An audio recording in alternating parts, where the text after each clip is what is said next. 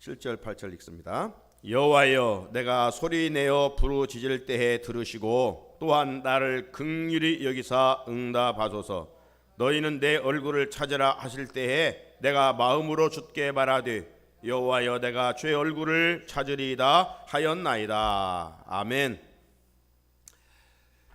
다시 한번 새벽을 깨워 주의 성전에 올라와 또 간절한 마음으로 나아가는 우리 모두에게 하늘문을 여시고 베푸시는 큰 은혜가 있으시기를 주의 이름으로 축복합니다. 어제는 교회력으로 종려 주일이었습니다. 그리고 우리는 이 한 주간 주님의 고난을 한 번 더 깊이 생각하면서 지내는 고난 주간이 되겠습니다. 나 위에 고난 받으신 주님의 십자가를 믿음으로 바라보면서 거기에서 울려주시는 하나님의 사랑을 더 진하게 더 깊이 깨달아가는 하루하루가 될 수 있기를 다시 한번 주님의 이름으로 축복합니다.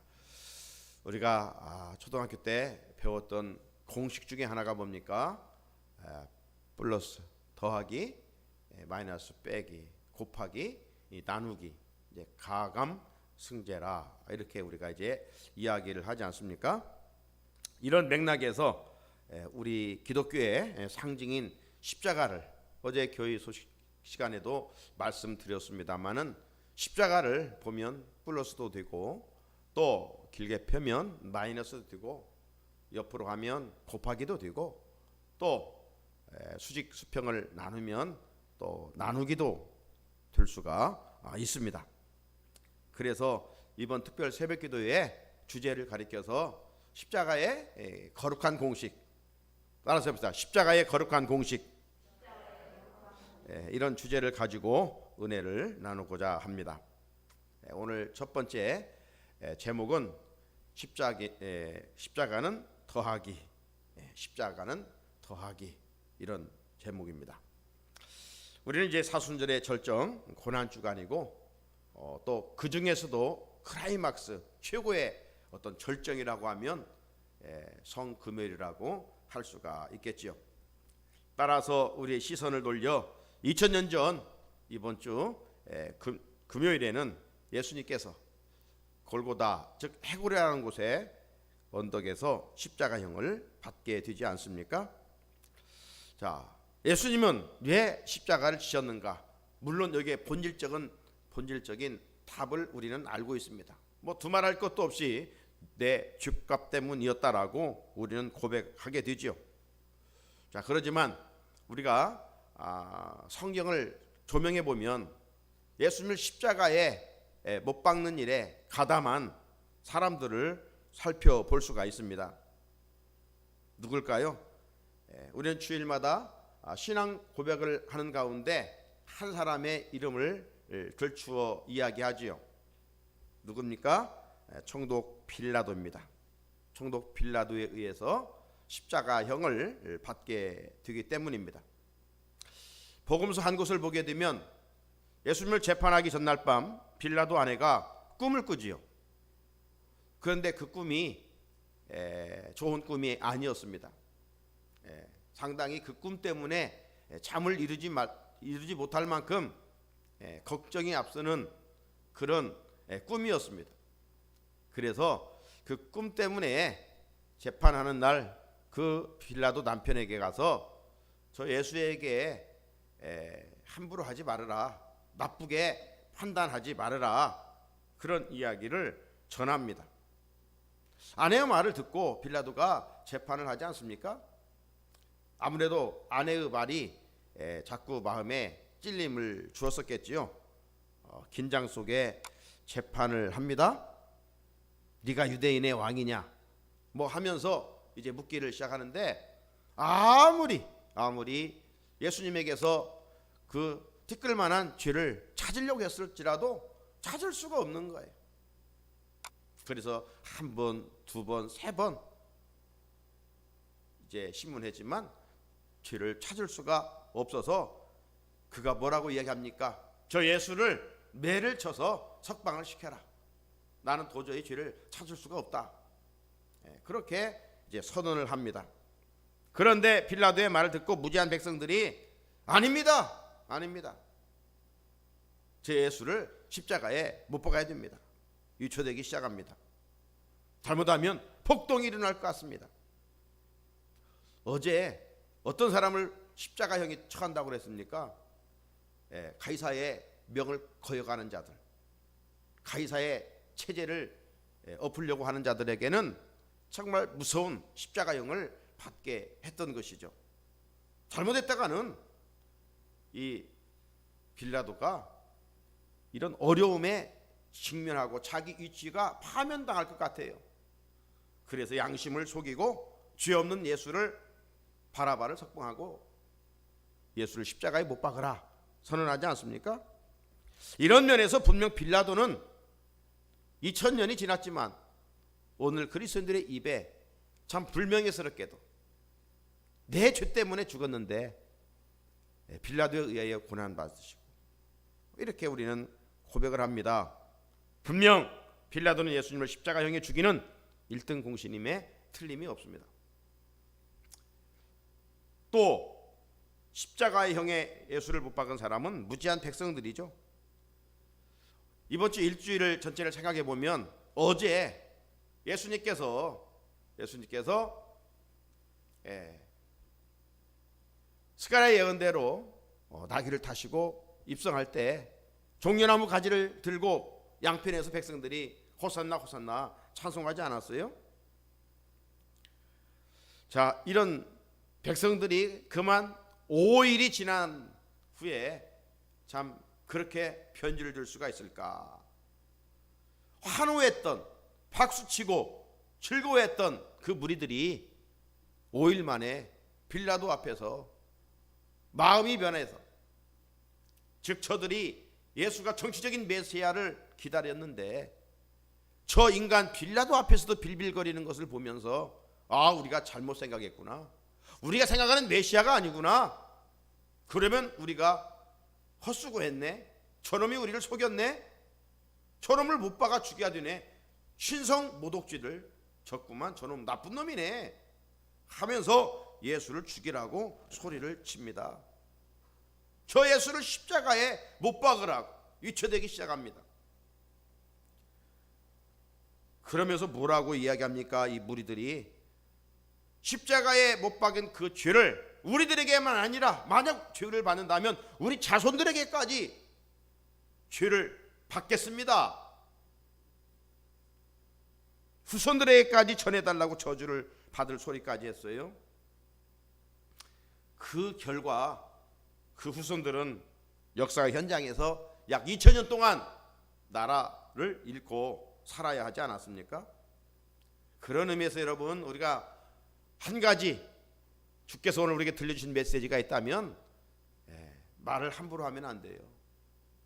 민수기 14장 28절 말씀해 보게 되면 하나님께서는 우리의 말을 듣고 그대로 갚아주신다고 그랬어요.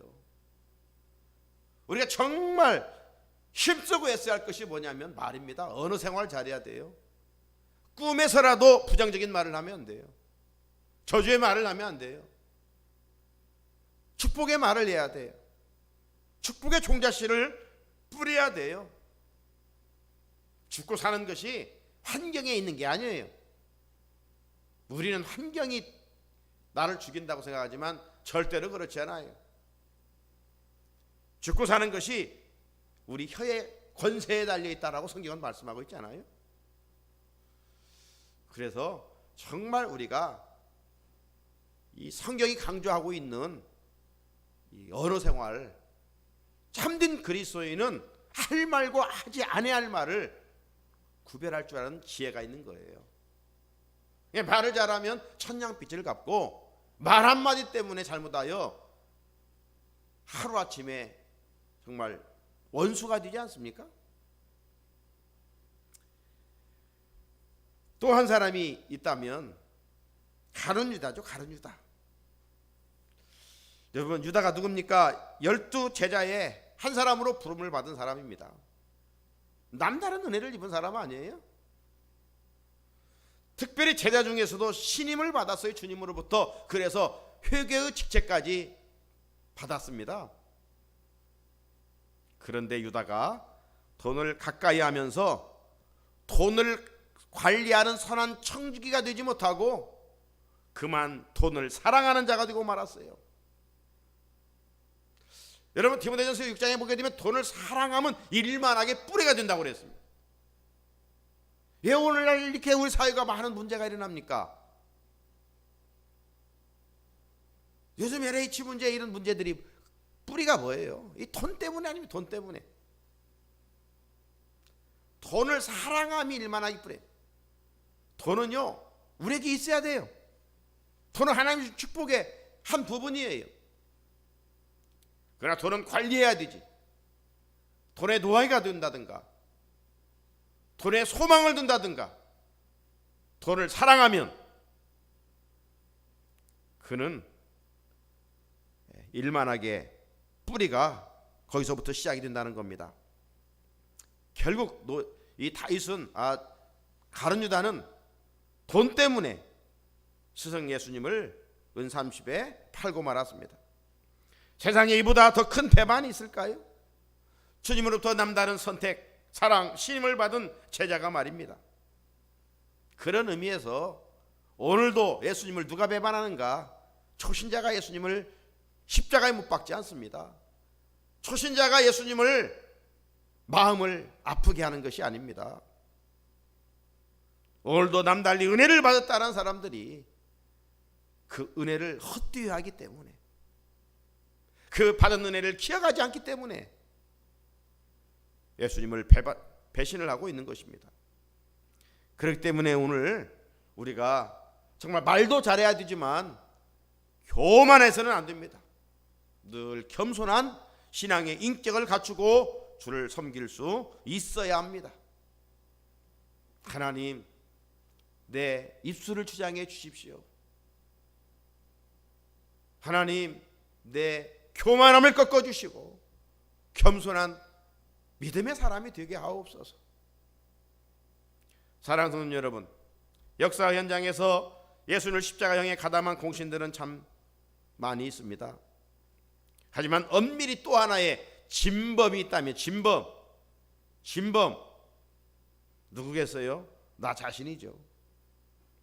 예수님은 누구의 죗값이 아니라 내 죗값을 위해 십자가에서 못 박혀 죽으셨습니다. 우리 그리스도인들은 이것을 인정하는 것이죠. 하지만 예수님의 십자가형은 누구다 사람들에 의해서 진행되고 계획되어 나가는 것 같지만 예수님의 십자가형의 내용들은 사람들에 의해서 이루어진 사건이 아니라 결국 인류를 죄에서 구원하시기 위한 하나님의 놀라운 계획이었다는 사실입니다.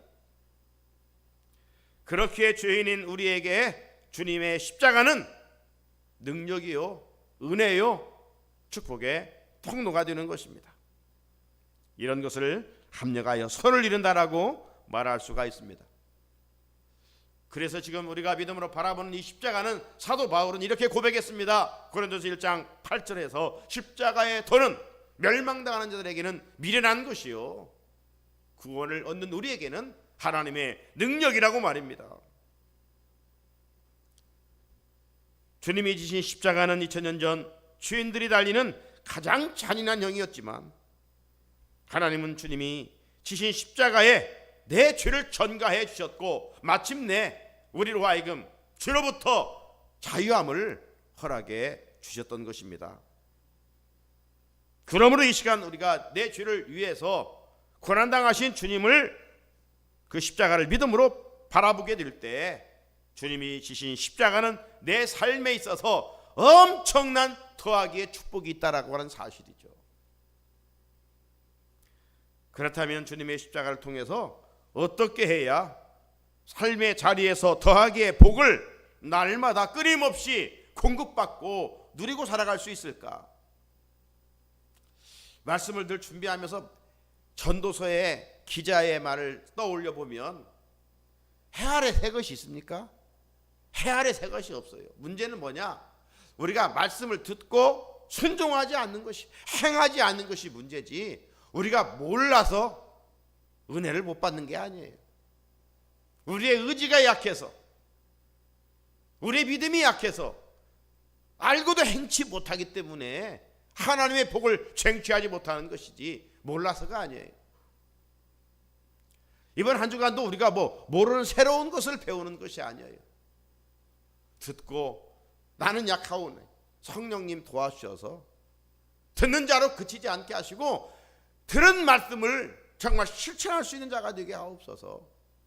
그래서 그 말씀 속에 역사하신 하나님을 만나고 살아가는 내 자신이 되게 하시고 우리 공동체 가족들이 되게 하옵소서. 기도할 수 있어야 할 것입니다. 그래서 오늘과 내일 두 번에 걸쳐 이 십자가는 우리가 보는 대로 더하기다. 그럼 더하기의 축복을 누리려면 어떻게 하는 것인가? 이거죠. 흔히들 우리 인생을 광야길로 비유합니다. 광야길은 평탄하지 않다는 것이죠. 광야길은 오랫동안 그냥 지나가고 머물러 있고 싶은 그런 장소가 아닙니다. 어떻게 해서라도 빨리 통과하고 싶은 장소입니다. 그래서 누구나 광야길은 한번 걷고 싶은 마음은 있지만 체험하기 위해서 거기에서는 한 시간도 결코 있을 수 없는 곳입니다. 그냥 빨리 구경하고 지나고 싶은 그런 곳입니다. 그래서 이스라엘 백성들이 출애굽하여 40년 광야 생활을 했는데 성지순례하면 광야에서 거기 보면 보통 벤츠 버스입니다. 에어컨 빵빵 나오는 거 타고 가다가 광야에서 내려줍니다. 광야 체험을 하게 하는데 한 시간도 못 돼서 다 전부 다 버스 안으로 들어버립니다. 광야는 있을 곳이 아니에요. 살 수 없어요. 여러분, 인간은 누구든지 본능적으로 평탄한 길을 걷고 싶습니다. 그런데 살다 보면 원치 않게 평탄한 길만 걷게 되던가요? 아니죠. 광야길을 걸어야 됩니다. 힘들게 하는 요인들이 내 가는 길을 가로막습니다. 참 인생이 내 마음대로 되어가는 것이 아닌 것 같아요. 내 능력으로 살 수 없음을 우리는 실감하게 되는 것이죠. 우리 국토는 칠하리 산이라고 하지 않습니까? 어디를 가도 산이 겹쳐 있어요. 저 산만 지나면 이제 평야가 나오겠지 하고 보면 또 산이에요. 정말 산 넘어 산이라는 말이 있잖아요. 특별히 강원도를 가다 보면 그런 지형을 실감하게 됩니다. 산이 계속 이어져요. 자, 이처럼 우리 가는 길도 이 문제 하나 해결하면 평탄하겠지. 그런데 저 문제가 또 찾아와요. 저 문제를 해결하면 이제 좀 살만할까? 또 다른 문제가 예기치 않게 찾아와요. 산 넘어 산이에요. 바닷가를 가보면 거센 파도든지 잔잔한 파도든지 늘 끊임없이 찾아옵니다. 그래서 인생을 산으로 광야로 바다로 다양하게 험함을 비유하지 않습니까? 여러분, 지금 지구촌에 한 75억까지 살고 있다고 합니다. 이제까지 살아온 수많은 사람들 수를 헤아릴 수가 없겠지요. 이 세상에 왔다 간 사람들 중에 문제없이 아픔 없이 고통 없이 평탄한 길만 걸었던 인생이 있을까요? 없습니다. 한 사람도 없습니다. 여러분, 우리가 하나님을 나름 잘 섬긴다고 하고 믿음으로 산다고 하는데 그렇다고 하나님의 사람들에게 고난이 피해갑니까? 아니에요. 어찌 보면 믿음 안에 주어지는 세상 사람들이 경험할 수 없는 시련과 고난이 더 있어요. 그래서 성경 인물들을 조명해 보면 한 사람도 양탄자 타고 고속도로처럼 달린 사람은 없어요. 왜 그럴까? 한마디로 말하면 이 광야 같은 세상에 소망을 두지 말라는 겁니다. 이 세상이 좋은다면 하나님 나라에 소망을 두겠어요? 세상은 소망을 둘 곳이 못 돼요. 그렇기 때문에 다들 광야라고 하는 학교를 다니게 되어 있어요. 광야 학교에 입학하여 힘겨운 그런 시간들을 보내게 됩니다. 또 특별히 하나님은 말씀해 보게 되면 당신의 사람들을 도구로 사용하기 위하여 일부러 고난 학교에 들어가게 만들잖아요. 그리고 그곳에서 혹독한 훈련을 받게 합니다. 여러분, 훈련장에 가보게 되면 그 훈련을 패스하는 사람이 있고 너무 힘들기 때문에 나고자들이 있어요. 네. 제가 군대에서도 이 공수훈련이 얼마나 힘든지 몰라요. 그런데 거기에는 항상 탈락자들이 있어요. 견디지 못해서. 하나님이 훈련하는 그러한 광야 학교도 마찬가지입니다. 이 훈련 학교에서 그 훈련을 잘 받는 사람들은 하나님 앞에 존귀하게 쓰임을 받았지만 그렇지 못하면 불평하고 원망하다가 광야에서 다 죽고 말았지 않았습니까? 출애굽의 지도자 모세는 미디안 광야 학교에서 40년 수학하였습니다. 그의 후계자 여호수아도 마찬가지죠. 모세의 곁에서 시종으로서 동일하게 40년 잘 훈련받았습니다. 모세와 여호수아가 그 모진 훈련을 어떻게 이겨낼 수 있었을까요?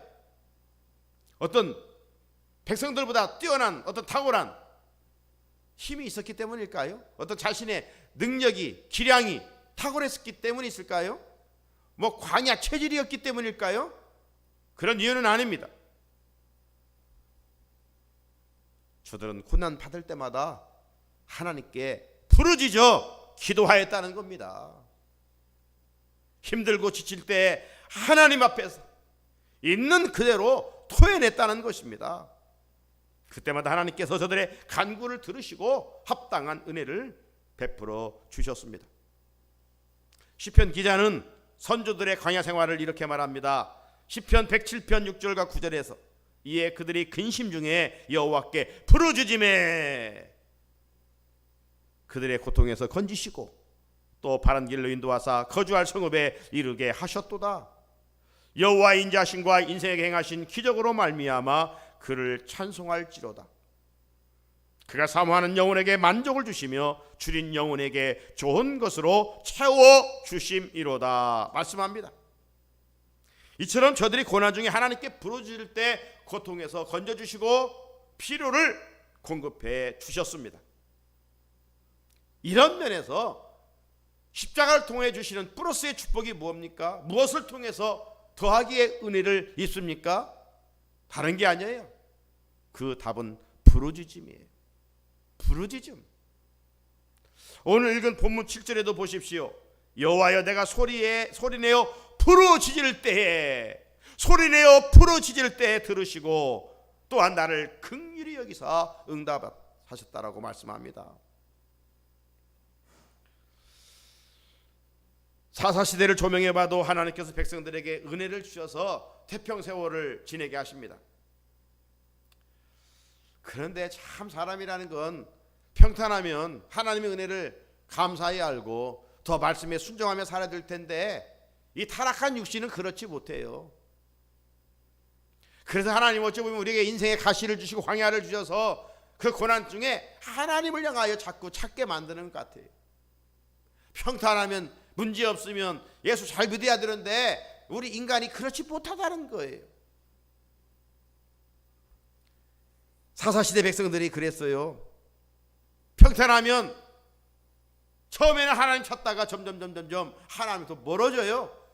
은혜를 망각하고 살아요. 아니, 인간은 누군가를 찾고 의지해야 될 텐데 하나님을 찾지 아니하면 우상을 찾게 되어 있어요. 그게 인간이에요. 그러면 하나님께 저들을 깨닫게 하기 위해서 어떻게 해요? 이방인을 힘을 키워서 이스라엘 백성들을 압제하게 만듭니다. 여러분, 지렁이도 밟으면 꿈틀거린다는 말이 있잖아요. 백성들이 너무 힘드니까 고통 중에 그들이 하나님께 부르짖어요. 부르짖으면 하나님께 저들의 어떤 죄도 묻지 않으시고 그냥 은혜를 베푸셔요. 그 은혜가 구원자 사사를 세워주시는 일이었습니다. 사사기에는 이 패턴이 반복되잖아요.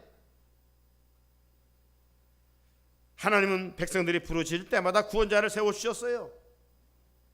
사사기 3장 9절 한 곳을 보면 이스라엘 자손이 여호와께 부르짖음에 여호와께서 이스라엘 자손을 위하여 한 구원자를 세워 그들을 구원하게 하시니 그는 곧 갈렙의 아우 그나스의 아들 온니엘이라.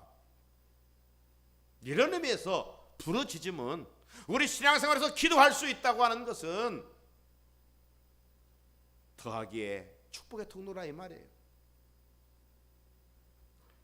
다윗도 누구보다도 고난 가운데서 훈련받아 귀하게 쓰임받는 입지적 인물 아닙니까? 어제 이부회 끝나고 사무실에서 어떤 목사님 설교를 듣는데 그런 말씀을 하더라고요. 다윗이라고 하는 인물은 그 생애에서 한 번도 기적이 없었다. 저 처음 듣는 얘기거든요. 그래 한번 생각해 보니까 정말 다윗이 무슨 기적을 맛본 그런 것이 없는 것 같아요. 다윗 하면 그냥 고난의 영성입니다. 고난의 영성. 많은 선지자들에게 하나님이 기적을 행해 주셨잖아요. 다윗에게는 뭔 기적이 정말 없어요. 비바람을 맞으며 견디는 것은 너무 힘든 일입니다. 하지만 산에도 보면 그렇게 비바람을 견뎠던 나무들이 거목이 되어 정말 귀하게 쓰임받지 않습니까? 온실의 화초보다 풍파를 더 겪은 야생화 향기가 더욱 진한 법입니다. 시편 말씀을 조명해 보면 다윗이 당한 고난은 보통 일반적인 그런 고통이 아니었습니다. 너무 힘겨운 고통이었습니다. 왜냐하면 최고의 권력자 사울 왕으로부터 오랫동안 쫓김을 당하여 엔게디 사막에서 살아야 했기 때문에. 그런데도 그가 죽질 않았어요. 그 지형을 너무나도 목동 시절 때 양을 데리고 다녀서 어디에 굴이 있고 어디에 피난처가 있는 것을 잘 알고 있었기 때문입니다. 사울이 그 군사들이 와도 어디에 꽁꽁 숨어버리면 찾을 수가 없었던 거예요. 그때는 광야에서 힘들게 생활을 했지만 훗날 돌아보니 그 광야 생활은 위험으로부터 생명을 지켜주는 그런 축복의 통로가 됐어요. 그래서 지금 어렵다고 우리가 원망이나 불평을 하면 안 돼요. 그런데 특별히 그냥 멍 때리고 숨어 있으면 되는 게 아니라 그 고난 중에 어떻게 다윗이 그 모진 고난을 견뎌냈는가, 어떻게 그 깊은 수렁에 빠져서 완전히 빠져 있지 아니하고 오뚜기처럼 다시 일어날 수 있었는가, 그 비결은 다른 게 아니라 부르짖음이었어요. 부르짖음. 시편은 다윗의 시들이 많죠. 그 고백들이 많습니다. 30편 2절에 보면 여호와 내 하나님이여 내가 주께 부르짖음에 나를 고치셨나이다. 부르짖을 때 고쳐주시는 거예요. 34편 17절 의인이 부르짖음에 여호와께서 들으시고 그들의 모든 환난에서 건지셨도다. 모든 환난에서 건짐받는 게 뭐예요? 부르짖는 거예요.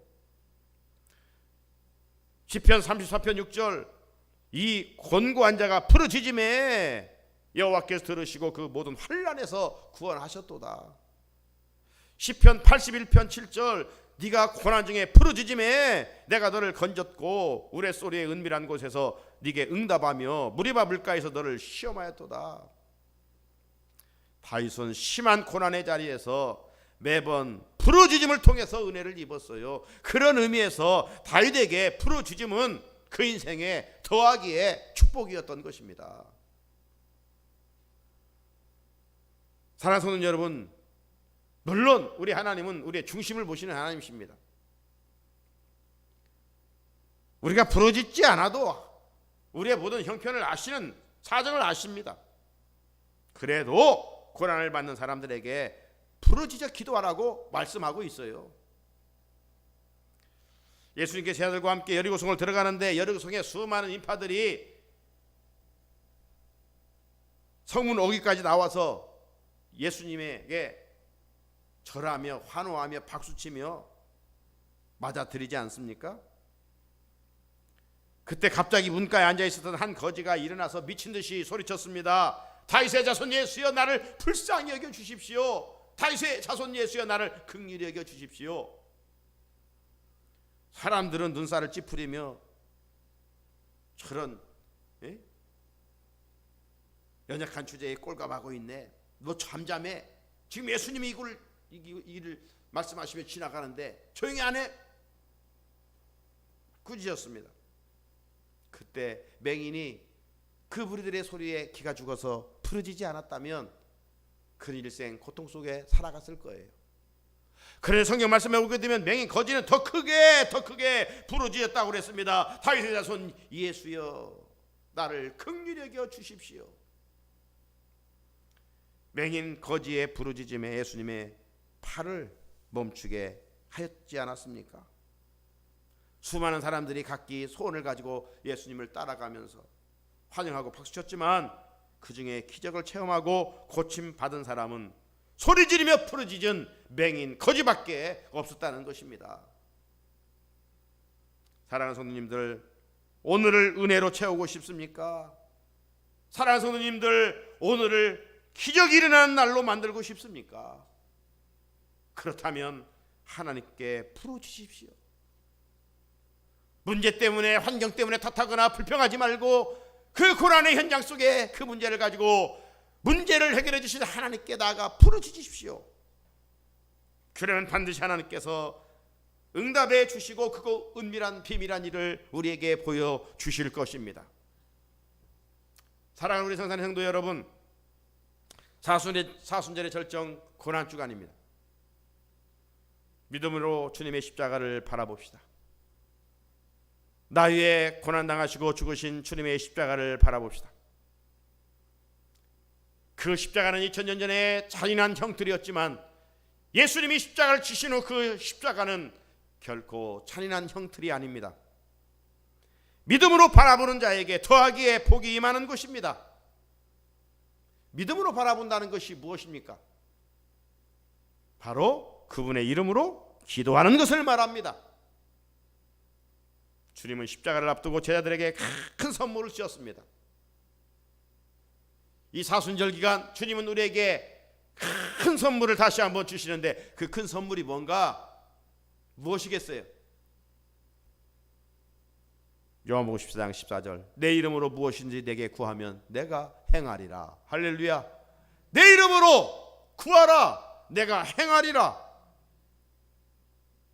예수님의 말은 부도수표가 없어요. 예수님의 말씀은 믿는 자에게 그대로 이루어지는 것이에요.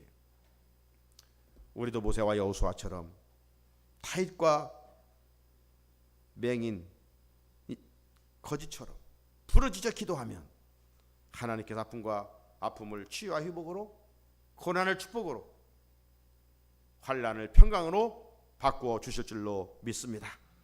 이제까지도 어찌 보면 이 은혜 안에 살아왔습니다. 남은 생에도 계속 이 은혜를 이어가기 위해서는 다른 왕도가 없어요. 기도하는 것입니다. 그리스도의 삶은 기도하는 거예요. 부르짖는 거예요. 여호와께 묻는 거예요. 왜? 내가 일을 이룰지라도 이를 이루시는 분, 결제하시는 분은 하나님이시기 때문에 하나님께 물어야 돼요. 주님은 말씀하셨습니다. 작년 우리가 배웠던 산상수훈에 마태복음 7장 7절 구두찾기 기도를 기억하십니까?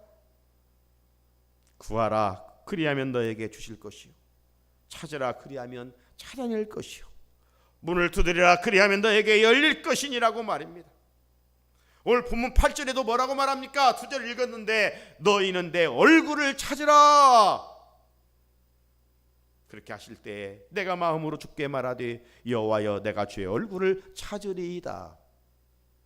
이번 한 주간 누가 뭐 있네 없네가 중요한 것이 아니라 내가 찾는 겁니다.